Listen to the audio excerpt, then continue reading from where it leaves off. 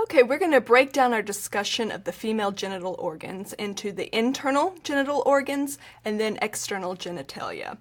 Now, when we're talking about the internal genital organs, we will be discussing the relationships with the bladder and the rectum.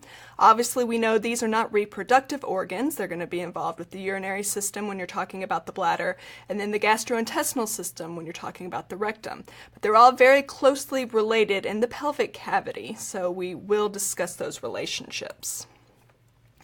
Now, you're going to be seeing this particular image numerous times throughout this course, and it's a really nice representative illustration of the internal organs of the female. So let's give kind of a quick overview, and we'll talk about these in more specifics as we go.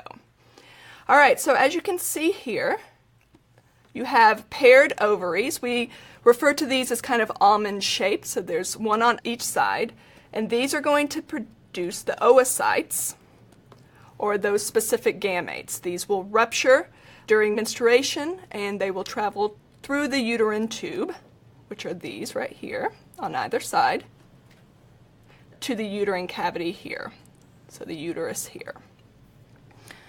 All right, so we will discuss each one of these in turn.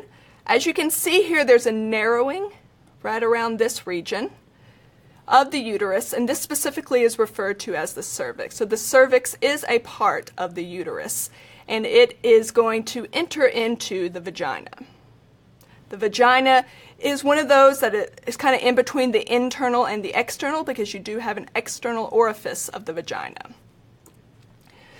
So, continuing our discussion with the external genitalia, you're going to have two main folds of skin. You'll have the labia majora, which is the larger folds of skin. These are going to be located on either side here, which is going to be continuous with the mons pubis here. So other than being filled with subcutaneous tissue deep to the skin, it's also going to be hairy skin, which is different than what you have in the minora, which is going to be more internal or more medial than the labia majora. Also associated with the external genitalia is the clitoris. Sometimes you hear this referred to as the clitoris. The clitoris is going to be found where the labia minora meet anteriorly here. And this is going to be an erectile organ. It will be engorged with blood. It will do so during sexual arousal. And unlike the penis, which is involved with both urination and sexual arousal, this is purely for sexual arousal, an organ specific to that.